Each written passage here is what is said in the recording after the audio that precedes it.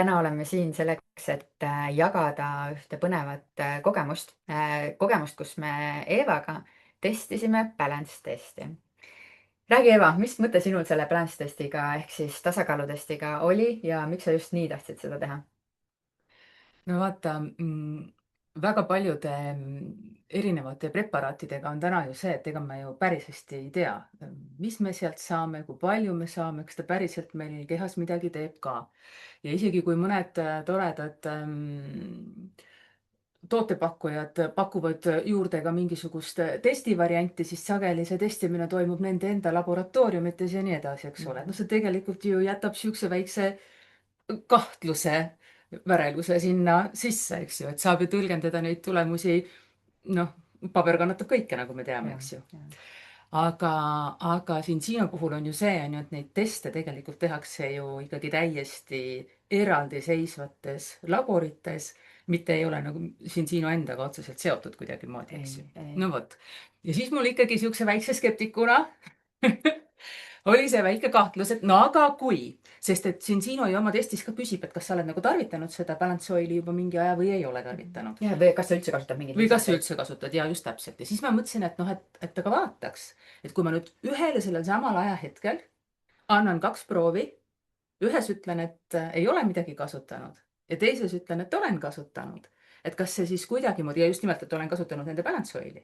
Et kas see siis kuidagimoodi mõjutab ka seda tulemuste tõlgendamist, noh justkui nagu neile soodsas suunas, et noh, et kas see nüüd on ikkagi päris puhas või ei ole päris puhas. Ja tulemused räägivad iseenda eest. Ja tulemused räägivad iseenda eest, sellepärast et me siis Eevaga tegime kaks balance testi ja balance testiga me tegime kaks testi täpselt samal ajal. Nii et sinna filterpaberile, kus on kaks väikest mummukest, kuhu on vaja veretilk sisse tilgutada, siis tilgutasime ühe näpuga ühele ja siis teisele ja nii edasi niimoodi, et nad said tõesti nagu samast verevoolust said kaks analüüsi testitud.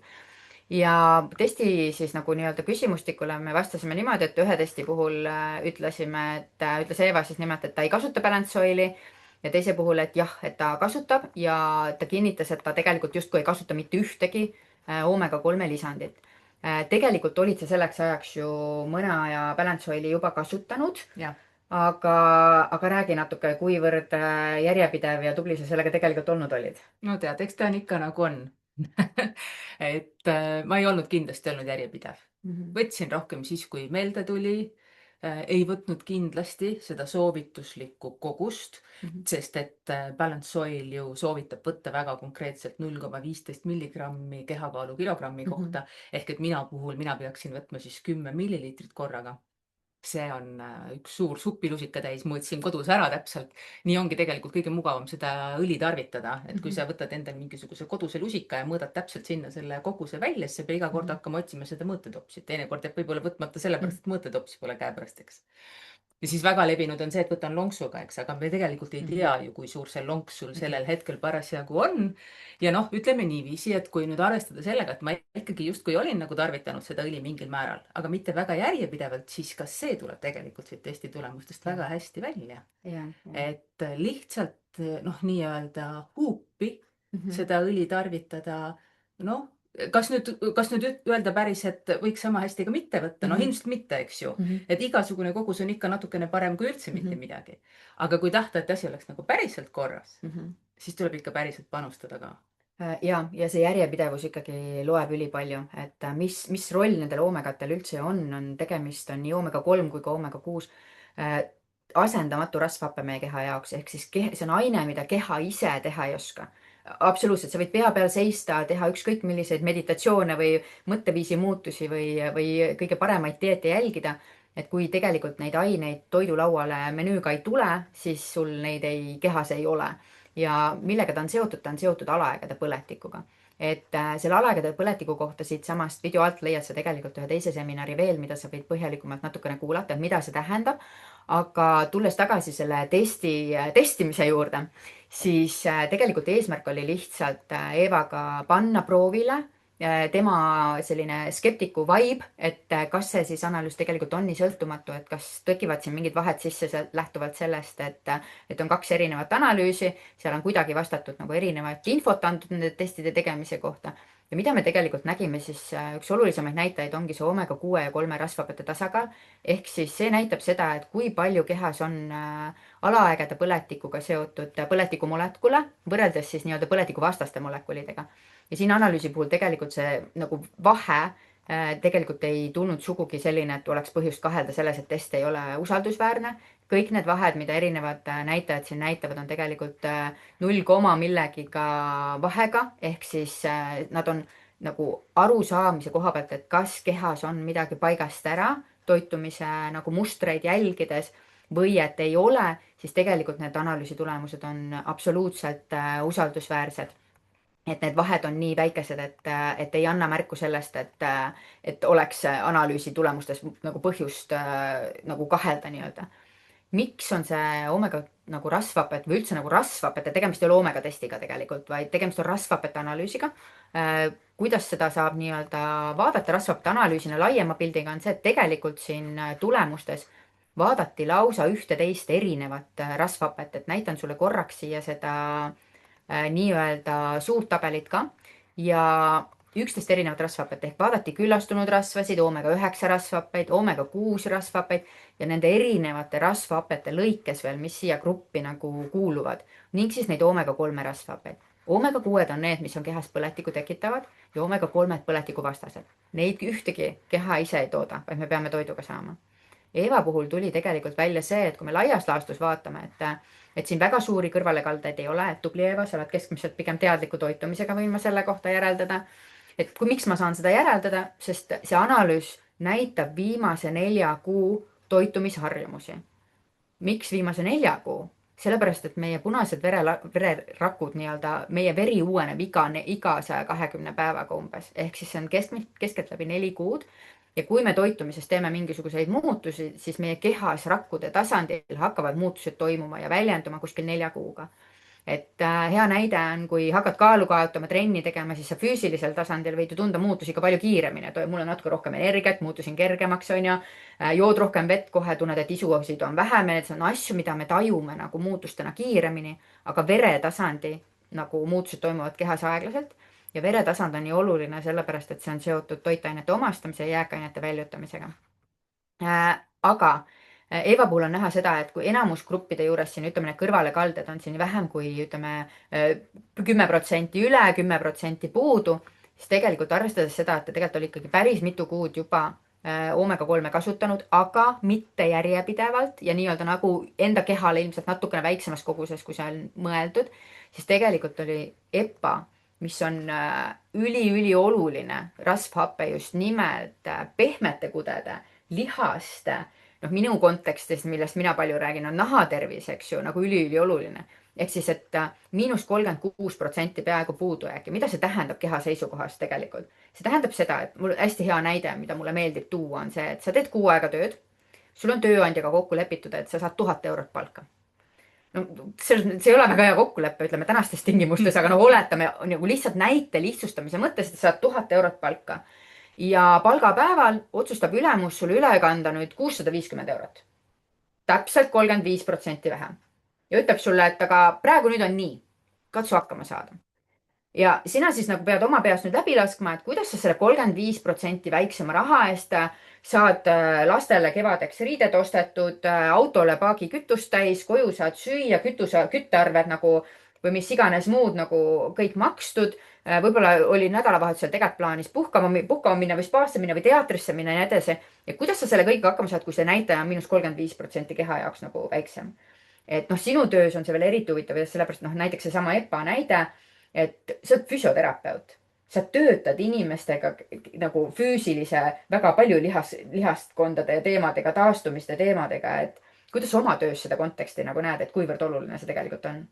Sellise puudujäägi nagu kompenseerimise nagu võimalused üldse kehas, kui palju see võib mõjutada tegelikult seda füüsilist taastumist näiteks? No absoluutselt, siin ei ole nagu selles mõttes tõesti küsimustki, et minu töö kontekstis ka loomulikult väga paljude skeleti lihassüsteemi kaebuste taustal jookseb kogu aeg see alaaege põletiku jutt. See on see, mis hoiab kehas üleval neid selliseid protsesse, mis omakorda soodustavad nende kaebuste püsimist. On see siis mingisugune liigese kulumine, kõõluse selline pikaajaline probleem, mis üldse ära paraneda ei taha, mingisugused kroonilised valud, seal on ju igal pool taustal tegelikult see alaeage põletik. Ja teinekord ongi niimoodi, et inimene on väga tubli, teeb harjutusi, püüab kuude kaupa ja tegelikult ei saa väga head tulemust, et siis võiks hakata mõtlema, et aga äkki on kuskil midagi veel, mis töötab meile vaikselt nagu kogu aeg vastu. Täiesti 100% nõus olen, et see tulemus siin tegelikult, arvestades seda, et sa juba oled justkui nagu midagi kasutanud, nagu teinud, on ju, et see tegelikult on ilmselgelt ikkagi tähelepanu ja fookust nagu nõudev. Aga need erinevad nagu vahemikud üldse, mida see analüüs tegelikult näitab siis, et kui sul tekib huvi, et okei, kõlab nagu huvitavalt, võib-olla peaks nagu vaatama, milline minu toitumise tasakaal on ja kas mu kehas on seda alaägedat põletikku või ei ole ja kui palju see võib siis mingisuguseid tervisenäitajaid mõjutada, siis see analüüs ise on hästi kasutajasõbralik või tahaks öelda selle testijasõbralik nagu, et kes seda endale nagu teeb, kuna ta töötab valgusfoori põhimõttel, ehk siis on punased näitajad, on kollased näitajad, nagu siin on näha, aga me soovime olla rohelises ja vaadatakse laias laastus siis seda ühte-teist erinevat rasvhapet, aga nende põhjal siis ka erinevaid suhteid ja kuidas need tervist mõjutavad. See oomega-6-3 rasvhapete tasakaal siis näitab alaägedat põletikku kehas. Selle näitaja tasakaalu koht peaks olema alla 3:1. Siin näitas ta ikkagi on juba hüüumärgiga, ehk siis kehas on juba alaäge põletik või ikka veel, on 2 varianti, on ju. See on seotud meie immuunsüsteemi tasandiga tegelikult, et kui kehas ikkagi põletikumolekule on rohkem kui rahustavaid, taastavaid, ümberehitamist toetavaid, eriti näiteks traumajärgses olukorras, et kui keha ikkagi läheb ja püüab nagu füüsilisel tasandil asjad korda teha, siis see põletik peab üks hetkel lõppema selleks, et paranemise protsessid nagu lõppeksid, aga see ei juhtu nagu, kui on see alaega põletik aktiivne. Oomega-3 rasvhapete indeks on nüüd tänases teadusuuringute maailmas longevity, pikaealisuse, kaua tervena elatud aastate nagu kontekstis kuni biohäkkimiseni välja, mis on täna selline natuke trenditeema üldse, et palju on võimalik enda tervist nagu peenhäälestada, siis see nii-öelda näitaja võiks olla üle 8%, et olla nii-öelda kaitstud siis nende vaatapassi nagu nende nagu templiga seotud tervisevaevustega. Vaimne jõud on hästi tugevalt seotud samamoodi rasvadega ja just nimelt kui oomega-3 gruppe vaadata, siis me puudutasime seda EPA-t, eks ju, mis on seotud sellise lihaskonnaga, sidekoega, pehmete kudedega, kehas lihastega, siis DH on see rasvhape, mis on seotud meil ajuga, kognitiivse võimekusega, ärevusest depressioonini teemadega, see on seotud silmade tervisega, meestel sperma kvaliteediga näiteks, et on rasvad siis, mis täidavad erinevaid rolle kehas ja kui keha neid teha ei oska ja su toidulaual neid ei ole, siis see võib näidata ka seda, et see põhjus, miks sa oled üsna kehv pingetaluja või stress pidevalt nagu üle pea kasvab ja sul on tunne, et kõike on ikkagi liiga palju minu elus, et selline pingetaluvuse langus võib olla ka seotud sellega, et lihtsalt vaimse jõu tasandil sa ei suuda olla piisavalt fokusseeritud ja konkreetne. No, naiste teema üldse, Alzheimer näiteks on täna teadusuuringutega välja toodud, et on ülitugevalt seotud nende samade asendamatute oomega-3 rasvadega. Ja minu fookuspunktis alati, kui mulle neid analüüse, nagu ma vaatan ja loen ja tõlgendan nii-öelda siis see rakumembraani voolavus, see on nüüd cell membrane fluidity on selline eraldi termin täiesti olemas. Ja see nüüd näitab seda, et kui palju on sinu keharakkudes, nendes punaverelibelrakkudes, siis nende membraanides ehk seinades, kestades, just nimelt neid elastseid, voolavaid, pehmeid oomega-3 rasvhappeid ja see hoolitseb selle eest, et rakuseintes olevad uksed, sellised erinevad retseptorid, lubaksid toitaineid kehasse sisse, erinevaid elemente ja samal ajal vabaneksid siis ka jääkained. Ehk siis kõik, mis meie kehas toimub, on teatud protsesside tagajärjel ja selle näitlikustamiseks on hea näide lihtsalt see, et kui sa lähed koju, hakkad köögis süüa tegema ja sa teed seda päriselt, päriselt, et süüa, mitte sa ei ava lihtsalt pakendit, on ju, siis koorid kartulid, porgandid, kapsad, lõigud, sul tekib seal igasuguseid sabasid ja helbeid ja tükke ja asju, mis kõik lähevad nii-öelda sinna biojäätmete komposti. No vot sinu kehas tegelikult samamoodi, kui mingeid aineid sünteesitakse, tekivad seal jääkaineid. Kui mingid rakud surevad, siis osa ainest kasutatakse, taaskasutatakse, osa ainest vabastatakse kehast ja need peavad kõik jääkainetena kehast välja jõudma rakkude seest. Kui see raku uksed nende seintel ei liigu, ehk see rakusein on liiga väheelastne, nii-öelda jäik, siis see tähendab seda, et üldiselt väljendub see tavaliselt energiapuuduses, sellepärast et energiat toodetakse ka rakkude sees, mitte kuskil peas või mujal. et see raku ainevahetus on ülioluline. Et siin tegelikult Eeva analüüsil on ka näha, et see siin on hüüumärgiga koht, kus on suurepärane võimalus nagu tegelikult oma keha nagu paremasse kohta viia. Arachidonhappe on oma olemuselt üks kõige enim uuritud oomega-6 ja see on seotud tegelikult loomse toidu tarbimisega. Ehk liha, erinevad lihad, kalad, linnulihad, loomalihad ja ka muna nii-öelda tooted. Ehk tegelikult on igal toiduainete grupil meie toidulaual oma kindel koht ja oma nagu selline adekvaatne proportsioon, mida sinu keha jaoks nagu oleks optimaalne nagu ainevahetuslikult tarbida ja see võib samamoodi tegelikult natukene kõikuda vastavalt oma elustiilile, oma harjumustele.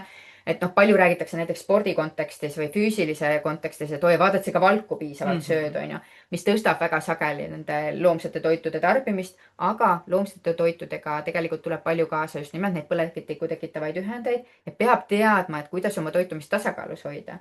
Ja seda lihtsalt sellega, et keegi ütleb sulle, et sul peab olema laua peal 50 grammi valku iga toidukord, eks ju, või pluss või miinus on ju, sõltub kellele, mis programmid ette on pandud. See tegelikult sinu keha seisukohast ei pruugi tähendada sugugi optimaalset kohta. Sellepärast, et inimestel on ka väga erinev võimekus üldse toitu seedida ja omastada sealt neid toitaineid, on ju.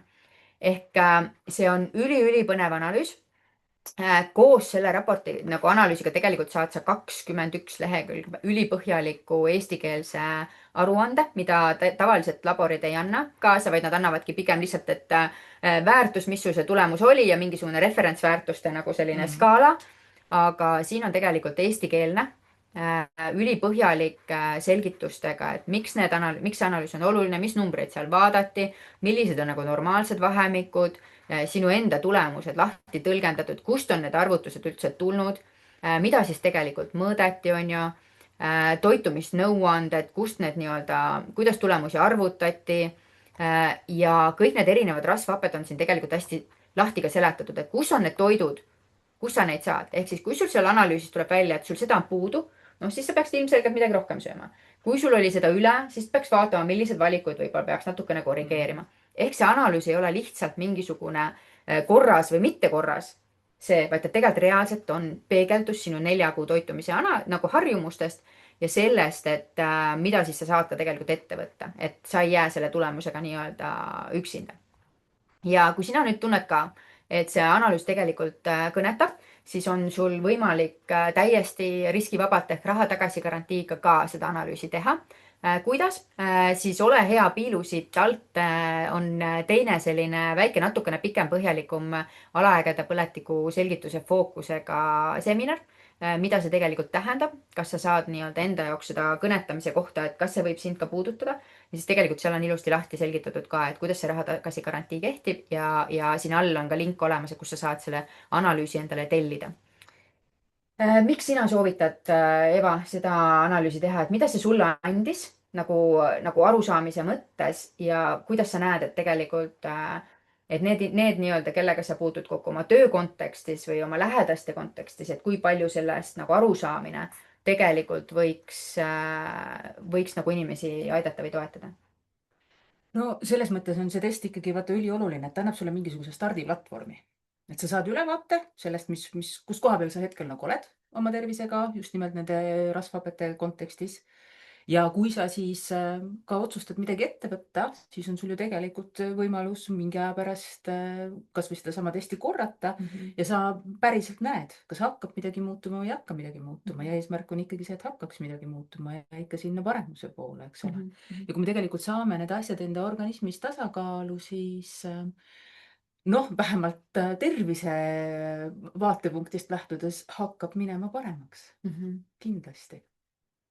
Suurepärane. Aitäh sulle, Eeva, et sa olid valmis seda eksperimenti, balance testi minuga koos tegema. See idee tegelikult tuli Eevalt endalt. Mina olin 2 käega poolt, et teeme ära, sellepärast et kui on juba nii-öelda tema sugusel väga terviseteadlikul ja tervisevaldkonna inimesel tegelikult see küsimus, et aga mis kui, siis mõtle veel, mida täiesti tavaline inimene peaks mõtlema, suutma nagu, kuidas öelda, mõelda, et kas see asi on usaldusväärne või ei ole. Et siis tegelikult mul on nii hea meel, et me saime seda natukene kaardistada, et tegelikult neid tulemusi tasub igati usaldada ja tasub olla uudishimulik. Just, kindlasti.